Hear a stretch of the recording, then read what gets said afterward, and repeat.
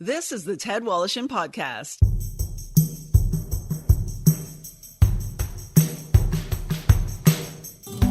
Brought to you by Tom's Place. For the finest in men's clothing at unbeatable prices, it's Tom's Place at 190 Baldwin in the heart of Kensington Market. Tom's Place will suit you. And Halenda's, the meat people. Enjoy their award-winning products at selected Metro, Sobeys, Fortino's, and Foodland locations. Halenda's, the way sausage should taste. And now here's Ted with chef and TV host Christine Cushing. My special guest is Canadian Screen Award-nominated television host who has been teaching and entertaining Canadian viewers for more than 20 years. Her numerous TV projects include Food Network Canada's Christine Cushing Live, Fearless in the Kitchen. Her YouTube channel, My Favorite Foods, attracts thousands of weekly subscribers.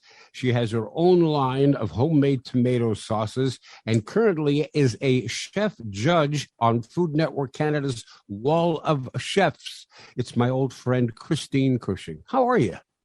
I am really well, Ted. Thank you. I mean, all things considered, let's just say snowstorms, COVID, I'm holding it together. Good. I'm glad to hear that. Yeah.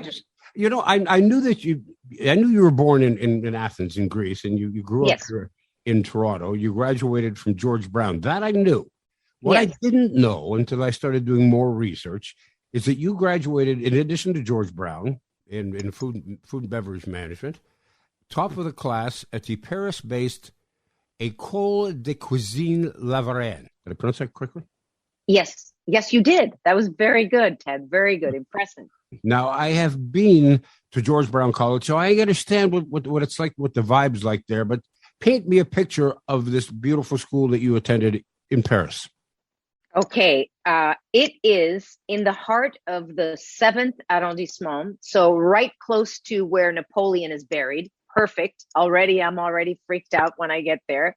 Small, narrow streets, very kind of high-end neighborhood in the sense that there are a lot of cafes, bakeries, like boulangeries, places where a food lover like myself, albeit young and aspiring, and at the time thinking I kind of knew how to cook. I did not, spoiler alert. It was like walking into kind of a magical kingdom that I had never been a part of. Right. And these narrow little streets gave way to this kind of small door. When you open it up, it was sort of 3 floors. It was a small space, but it had, very Parisian, 3 kind of floors. And that scene was every day, morning, noon, night. We were either cooking, watching a demo, watching someone tell us about cheese, watching, I guess, chefs come in from very famous restaurants, give us their kind of inside track on things, essentially eating, breathing, waking, sleeping food all the time. It was incredible. All in French, by the way. I was just going to say, if it was, in fact, all in French, I didn't realize that you did speak French. Well, here's the funny thing. When I went to Paris, 2 things happened to me, Ted. I thought I, A, knew how to speak French, and B, knew how to cook. And it turns out that both of those things were semi-true, but not really. Yeah. I was studying languages before I went into culinary. I basically left University of Toronto studying languages to go into my first love, which was cooking.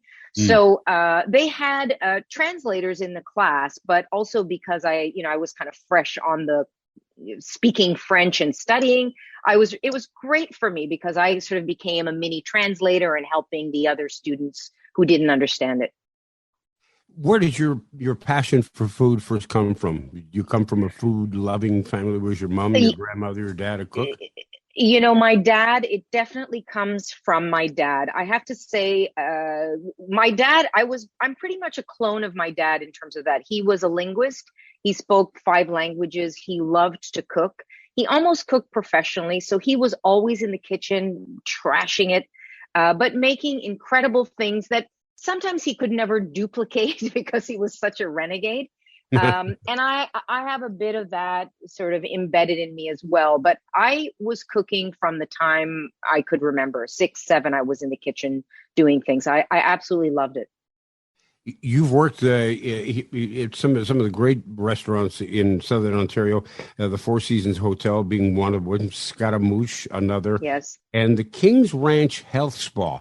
And I'm wondering the time that you spent there, whether it changed your attitude in regards to healthier meals.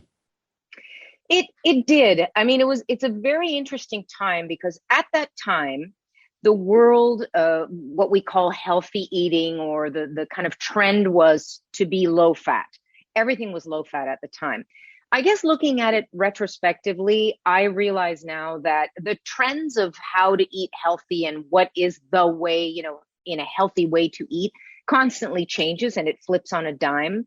Mm-hmm. But what that place allowed me to do is it really kind of forced me to see, because I was doing pastry there and baking bread, but it really forced me to try and come at it from another perspective, low fat. I couldn't just slap loads of butter and whipped cream and everything. So it's a good way sometimes to train yourself out of the habits that you're in and see where you can arrive at.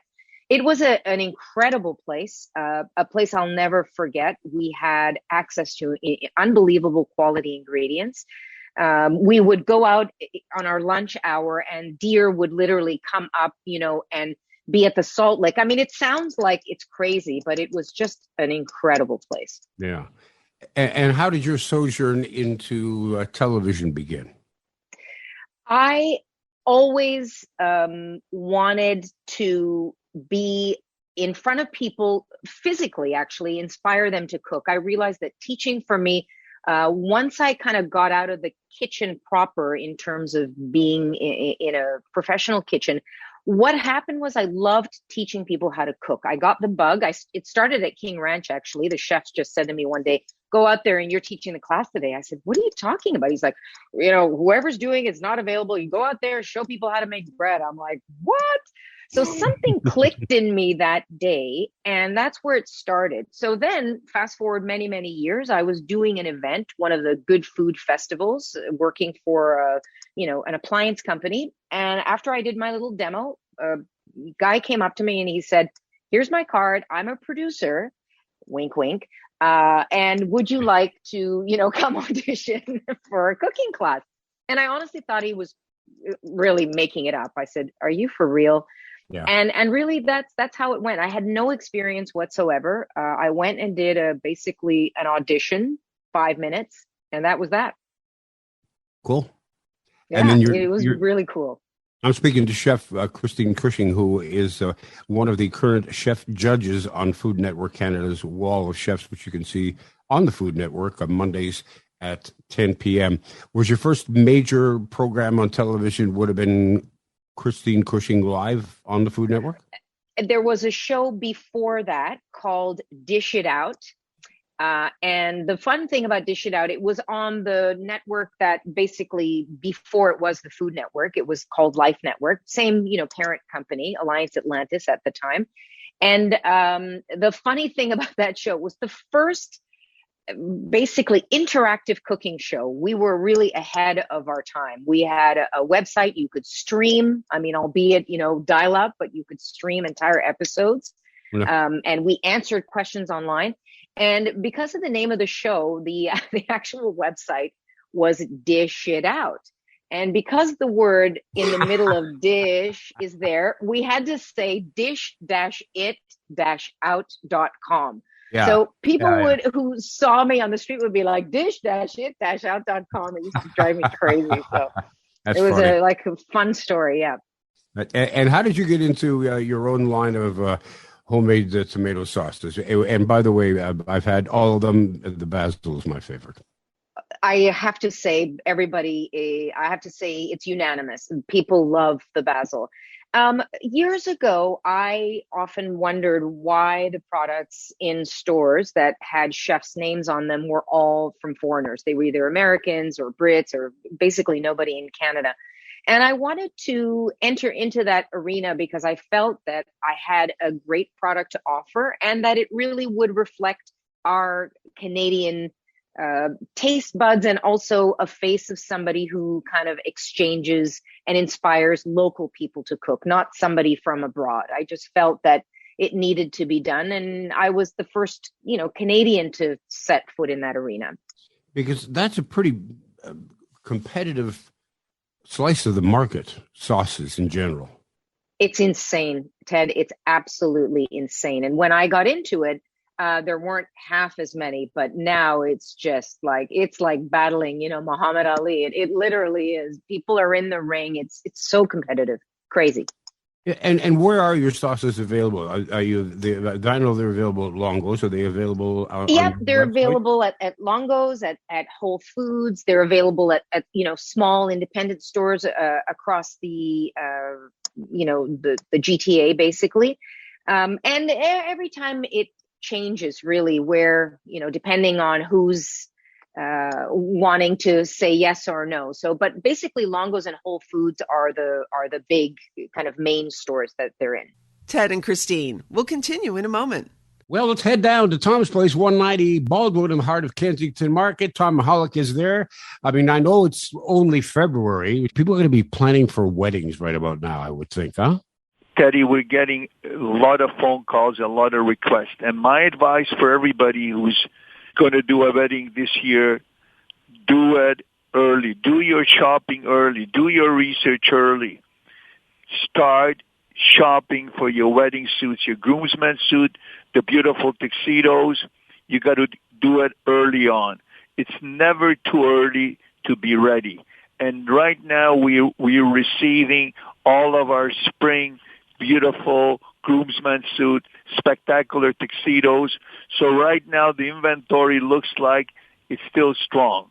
But don't wait. Don't wait. I'm telling you, all the guys are saying, well, I got time. You don't have time. You got to start shopping for your wedding suits right now, and there's no better place than Tom's Place. You got it. 190 Baldwin in the heart of Kensington Market. Hey, let me take a moment to tell you about my friends at Helenda's. They are the meat people. I've been a fan of their products for years now, and without a doubt, they make some of the best sausage in Ontario. They are multiple award winners, having captured the Ontario's finest meat competition's coveted Award of Excellence on 3 occasions, in addition to dozens of individual product awards. Helenda's has also received the Grand Champion ribbon at the past 2 Royal Winter Fair's ready-to-eat meat snack competitions.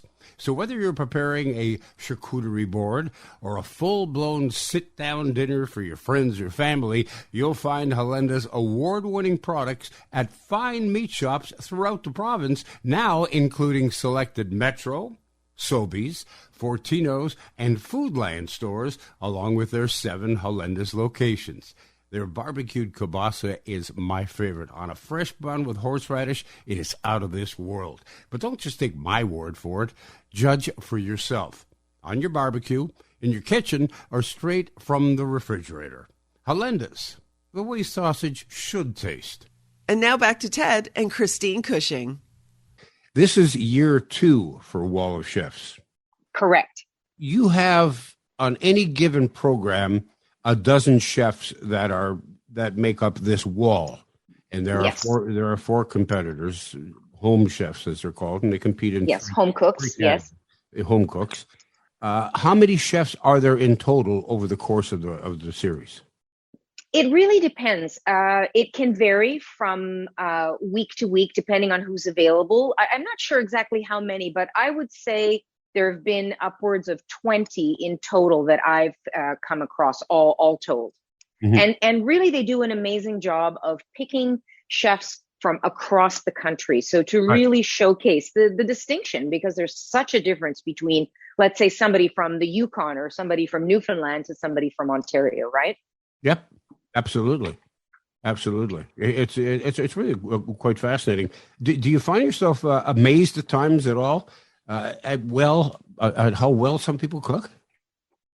I have to tell you, Ted, it actually does blow my mind. And it's not only me. There are times when the chefs on the wall, I mean, this is what the unique thing about this show is. You have 12 chefs on a line. So just looking at the faces of these poor people when they see us at first, they look completely terrified. But sometimes, when you have it, you kind of have it. And they just throw all that aside and they're just in it. And it's really impressive, especially some of these young girls. Like, they have really brought it. Really, really impressive. How do you think you would have handled it if it was 24-year-old Christine Cushing going up against this wall of chefs, these big names in the Canadian culinary industry? I mean, it's daunting as hell. How would you have handled it? You know, it is really a very good question. And I ask myself that a lot. And so it's a conversation that a lot of the chefs we have up there on the wall, like literally point blank, some of us just say, there's no way. If this was the challenge for me, it would be really tough. I think there is something to be said for this idea of being fearless. Like I did say, my dad was a renegade. I have that quality. So there's something in my brain that just sort of runs and guns. Like, it's just how I'm made, I think. That's why I loved doing my live show, because there's just something freeing about that. You kind of do it and whatever happens, happens. So I love that aspect of it. And I think this show really captures that. I think it would be challenging, but I think I would definitely be talking a mile a minute. That I know. I would be really amped up. Yeah, okay. But yeah, I think it would be something I would love to try. So you admit, Christine, that there are some of these home cooks that have really, really amazed you. Now, conversely, there must have been some that you're watching prepare a meal and you're cringing to yourself and saying, "What the hell has she got in that plate?" Oh, that does happen a lot. And let me tell you, when that happens, it almost happens in unison. Like the camera cuts to the many, many cameras that are on the show, cuts to all these chefs.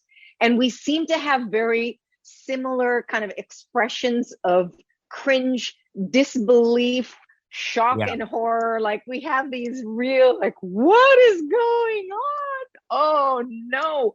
And sometimes what's really fun is when one of the chefs sees something crazy happening, but they can't stop themselves from screaming out, like, "Go look at your beef. It's like flaming on the grill. Go look at it." You know, we just can't stop ourselves, right? Yeah, and there was one contestant on the show that I watched the other night, which ended in a tie, which I thought was really cool because I would not have been able to decide. But this one contestant, this woman, she talked to her food. And it was pointed out by someone. I think it was Noah Cap, the host, who said, "You talk to your food?" He said, "Yeah, I do. I talk to my food, and I'm always trying to be nice to my food so that my food is nice to me in return." Oh yeah, and you know what? Her name was Beth, and that is a very memorable episode. But it really paid off, her talking to her food. And you know what's interesting, Ted, about this show, and particularly this episode, I felt. Sometimes you can look at home cooks in their first round, and they make what's called their crowd pleaser, right? So it's something they make often. They kind of do it by rote. They know it well. It's not always the person who's the best at that's necessarily going to win.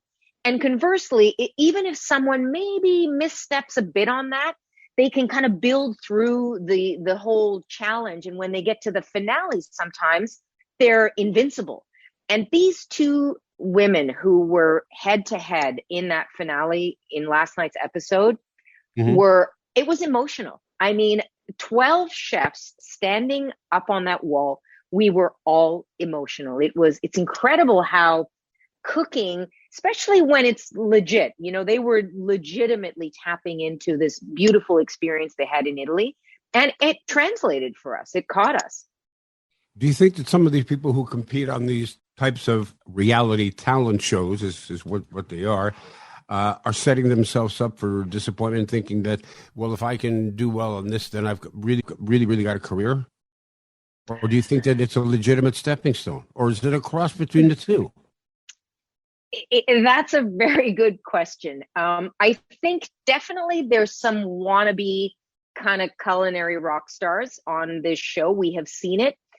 And it's a cross between they've got it in their minds. They're definitely good cooks, but they are a little bit, forwardly thinking, well, I got it and this is mine. And sometimes it doesn't work in their favor. It's like, that cross between being cocky, verging on arrogant, as opposed to being confident, So, yeah. I mean, it's a small window. It's a very challenging thing what they have to do. It's not easy at all.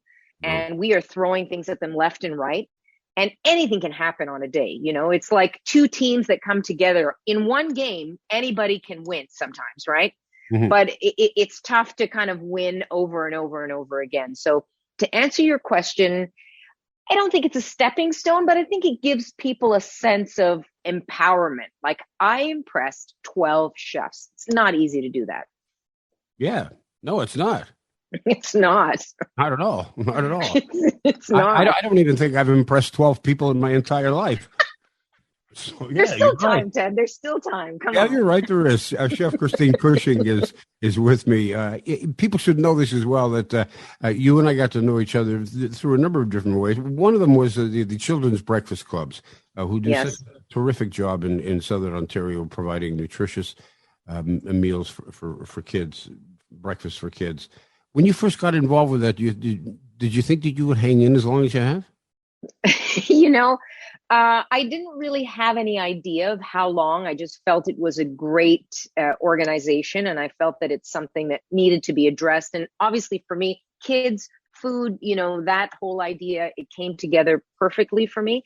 And I loved it. I mean, they're always magical, and you really get a sense of what people go through, somebody who's maybe having a different life than you. When I was a kid, I think some people see, celebrity chef, whatever. But when I was a kid, we had some tough times. My dad had some illnesses that we went through. So in a way, I can really relate to people who have these challenges economically. So I felt I really wanted to participate in any way I could. And the kids love it when you show up at one of the clubs or one of the functions wearing your chef's outfit.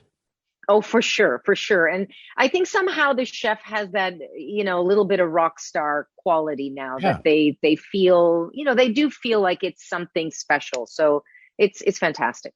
Absolutely. What's on the horizon for you other than more television, more sauces? Any plans of a restaurant for you? I have not thought, I have thought about a restaurant, I'm not going to lie. But I love the idea of being still in love with the thing that I felt was my passion from a little girl, cooking. I never wanted it to become just a job or something where I feel burnt out or that I just don't have that passion anymore. So I've fashioned my life and my career always in that way. I always say I want it to be my truth. I want it to be coming from an authentic place, to have fun, to engage people, and to really just be out there and say, I love every minute of what I do. Yeah. And somehow the restaurant, I'm not saying it could never happen. It would just have to be the right equation. And particularly now how much do we realize how important the restaurant is to each and every one of us? Yeah. It's incredible. Absolutely. Absolutely. Yeah. Chef Christine Cushing, she is one of the chef judges on Food Network Canada's Wall of Chefs. You can view it each Monday evening. It's on at 10 p.m. Check out her products as well, her homemade line of sauces. And I guess I will suggest that you try the basil. Thank you so much, Ted. And also you can find me on my YouTube channel, My Favorite Foods, if you just want to see some fun things happening in the kitchen with me, just, doing my thing, My Favorite Foods. Excellent stuff. A real pleasure chatting with you, my friend. Ted, thank you so much. Always a pleasure. I'm so glad that you're well. Looking forward to, having many more of these conversations in the future. Hopefully face to face. Yes. Thank you so much. Okay, all the best. Thank you all for listening. We'll talk to you again next week. The Ted Wallacham Podcast has been brought to you by Tom's Place. For the finest in men's clothing at unbeatable prices, it's Tom's Place at 190 Baldwin in the heart of Kensington Market. Tom's Place will suit you. And Halenda's, the meat people. Enjoy their award-winning products at selected Metro, Sobeys, Fortino's, and Foodland locations. Halenda's, the way sausage should taste. The Ted Walsham Podcast is produced by Joey Roselli. Technical production by Paul Gatt. Music by Bike Thieves. I'm Becky Coles. Submit your questions and comments to ted@twmedia.ca.